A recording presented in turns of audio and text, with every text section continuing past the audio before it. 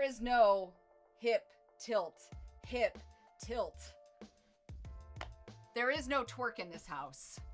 To reintroduce myself, for those of you that are joining us for the first time, I'm Autumn Ivy. I do a little bit of everything. I act, I stream, I generally create chaos, but more than anything, I really, really enjoy indie horror games. And part of the reason I really enjoy doing indie horror is because, much like the realm of indie horror in film, unfortunately, things get overlooked, right? So you'll have insanely amazing horror narratives and really like crazy good writing that just immediately gets overlooked in media because people just, you know, they see indie horror and they're like, and they brush it off because it's not mainstream. And unfortunately, it doesn't get a lot of traction. Indie games are very much the same way. And obviously, as an actor and someone who has done voice acting for video games and for other things like Mortuary Assistant or Sucker for Love, Date to Die For and stuff like that, I very much push for being able to be somebody who can show off some of these indie games that are not as well advertised or a little lesser known. So you will notice that I will do that. I obviously do play AAA titles, Dispatch, or in indie games like that that maybe have lesser of a budget but are more well known just because I have a general interest. Silent Hill, obviously, things like that. But I very much enjoy doing indie horror. Occasionally we will also do like horse grooming streams, or I'm building a door, or random bullshit that kind of just comes up as we go along. And then once in a God-given blue moon, I will sometimes occasionally almost never do a cosplay stream. But that usually is only if I'm doing a charity stream, which I unfortunately have just not had a lot of time to organize, but we did do a D&D charity stream recently, and I'm gonna be working on that as well. So, IKEA stream, but burn the instruction book. No. Why are you apparently incapable of twerking? My ex knew how, but lacked an ass. Because I don't have hip mobility. Like, no, okay, hold on, stop. So no joke. I don't know where Ellis is right now, but I want to point out. So my hip mobility, because I have I have arthritis in my low back and like my lumbar spine. And then I have stenosis through my, through 3 through 7 up in my cervical spine, right? So basically from like I think it's S12, or no, T12 to like S1. So basically this whole like section of my back, I have like a bunch of bulging discs and arthritis. And it's the same in my upper spine, right? So like when Ellis was trying to teach me how to twerk, it was like, I stop, full stop here. So I just don't have the ability to like, because it's so tight. So then you have to like, I Tina Belcher it every time. I just can't do it. Like I can do a pelvic tilt. So like, yeah, great. But then once it translates to like the knee shit, like I can do that and that's it. If it's mimicking riding a horse or just riding in general, I can do that. Oh no, see, like I can do the side to side shimmy. Like I can do a shimmy. The shimmy's fine. The shimmy's there. I can even do like the hip tilt thing where you just move your hips. Like I can do that. Front to back though? No, gone. Cannot. Incapable. It's bad. I am not that kind of athlete. There is no power of the booty, okay?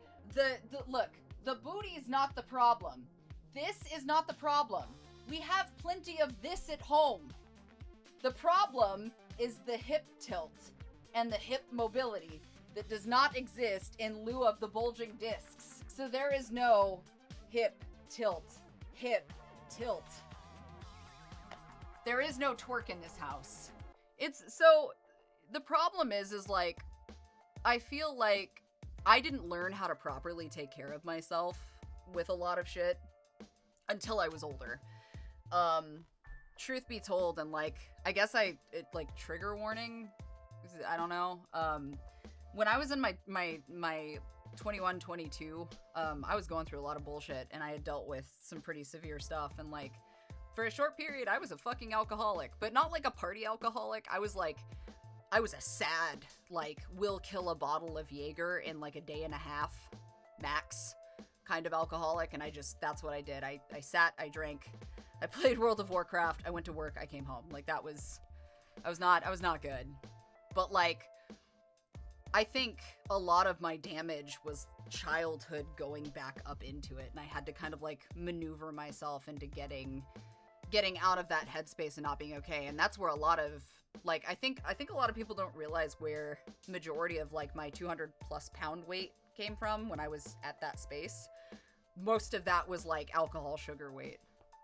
Yeah, and I was, like, one of the stays up to chase down a rare until 4 a.m. when I got up at, like, 6 to work. Like, I was one of those motherfuckers for WoW. I was not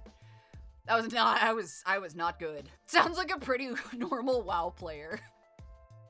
True.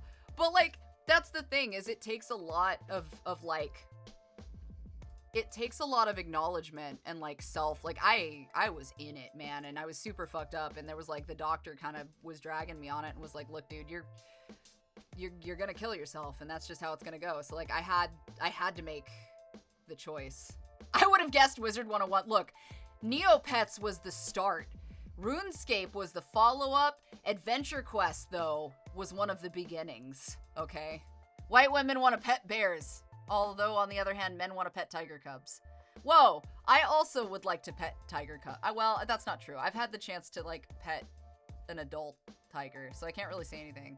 That sounds more badass than it is. I want to point out that obviously they were in their, like, little vet thing, their cage thing. But, like, bro, okay, so some of you have never had the opportunity. I was very lucky, but it was because of a thing. Anyway, I was involved in a thing, I did a good thing, and they rewarded me with a really cool thing. So I got the chance to, like, pet the tiger's tail, but, like, bro, it's fucking nothing but muscle. Like, if I ever thought that they wanted to, if they could whip that shit around, they will bitch slap you with their tail and knock you the fuck out. Like, a tiger's tail is nothing but fucking muscle, I swear to God. It's insane. I would like to point out that even as cubs, they are that way.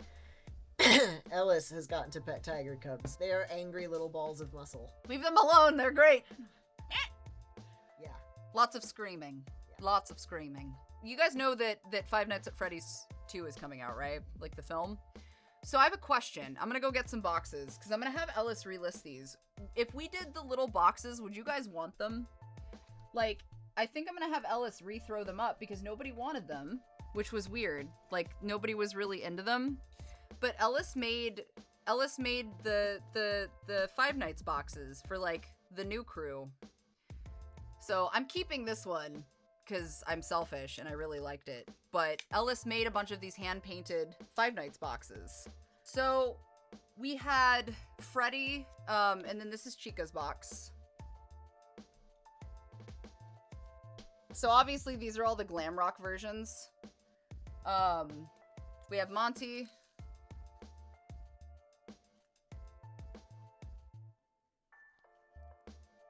And then, like, the nice thing, too, is that they actually do really well for holding stuff. So, like, that's what the inside looks like.